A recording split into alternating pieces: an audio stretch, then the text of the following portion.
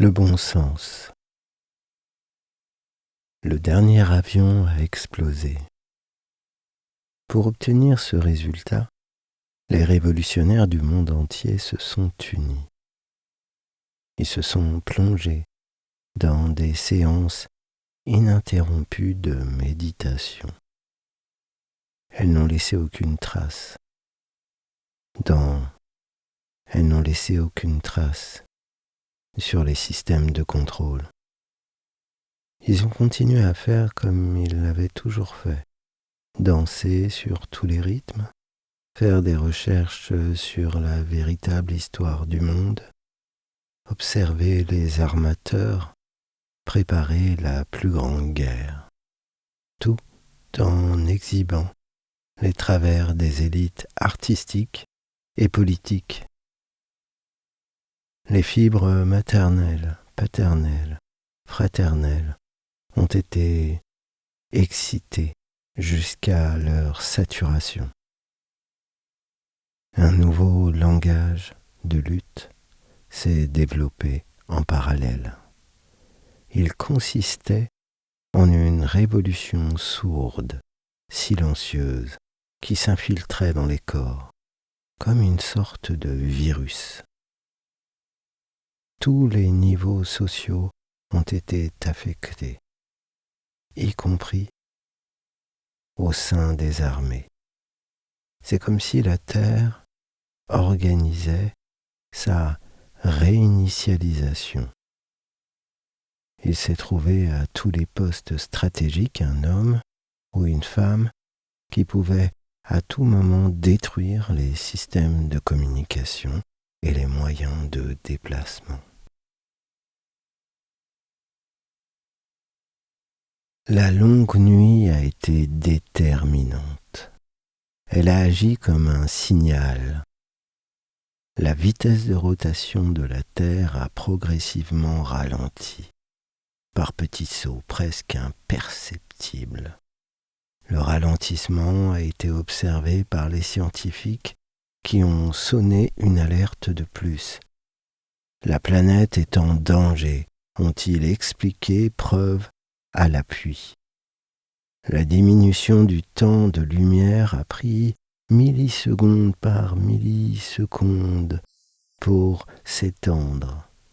Comme lors d'un jeu de déplacement, les cellules dormantes de l'armée ont préparé un incident qui se déclencherait à un moment précis. Le temps de présence devant les écrans, les réseaux sociaux, lui, ne diminuait pas. Il devenait une couverture, un repli. Certaines cellules dormantes utilisaient des casques pour se préserver du bruit, des masques pour se protéger de la lumière et les fenêtres ouvertes pour capter le maximum d'air. Ils ont commencé à rêver, puis à percevoir la grande forêt. Elle s'est imposée comme une image rémanente. Ils ont été impactés par son climat. C'est comme s'ils vivaient dans la forêt originelle. Ils la sentaient sur leur peau. Elle les imprégnait. C'est ainsi qu'ils ont reçu son enseignement. Ils ont fini par visualiser les plantes. Ils ont compris leur langage, validé les informations et les ordres qu'elles leur transmettaient à travers leur peau.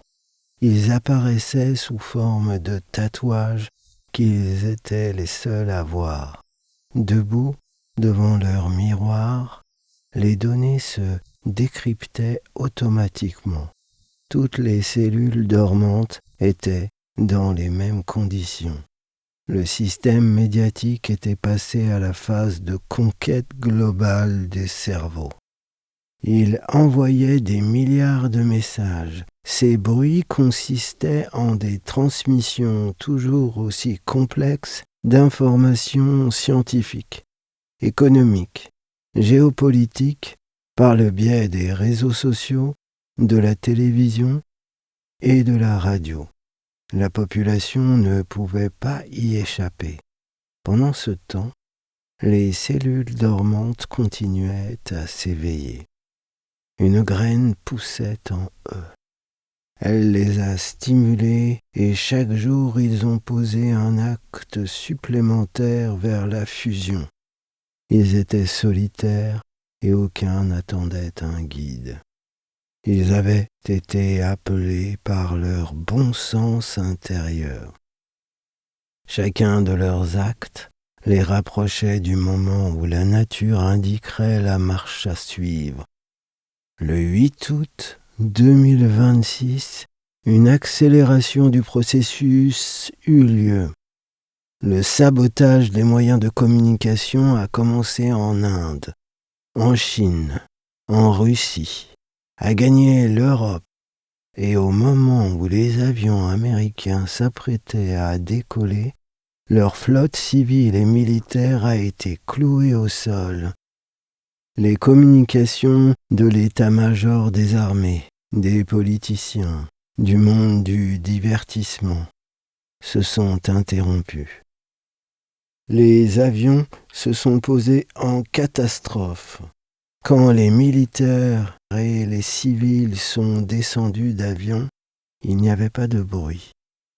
Ils furent tous fascinés par le mouvement des gens qui se dirigeaient à pied dans les terres, qui investissaient les forêts. La pression était telle qu'ils ont fini par poser leurs bagages. Ils se sont défaits de leurs uniformes. Ils étaient fascinés par cet exode. Il n'y avait pas d'ordre à donner, ni à recevoir. Il n'y avait pas de choix à faire. Quelque part, tout le monde était d'accord. Tout le monde savait qu'il était grand temps. La parole disparut au profit des gestes d'entraide. Le partage s'étendit à toutes les espèces, à l'instar des fourmis qui fonctionnaient pour le bénéfice de leur espèce. L'homme s'essaya à la symbiose avec la planète. De temps en temps, des enfants naissaient et posaient des questions. C'était leur droit. Ils trouveraient eux-mêmes les réponses. Tout cela n'était qu'une question de bon sens.